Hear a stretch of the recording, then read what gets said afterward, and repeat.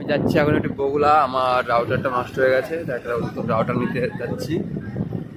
তো যেতে যেতে আমাদের পাম্প রাস্তায় বৃষ্টি হয়েছে একটু আগে, যার জন্য রাস্তা অনেকটা বুঝে আছে।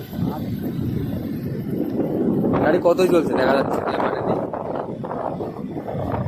আকাশে এখনো মেঘ দেখতেই পাচ্ছ, অন্ধকার রাস্তা, ওই জন্য রাতেই যেতে হচ্ছে।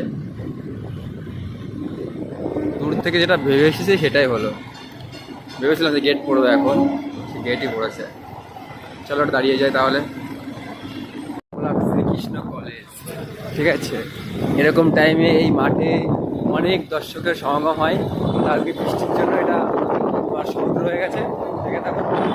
এখানে অনেক লোক থাকে মেলা টাইমে, ঠিক আছে। বগুলা।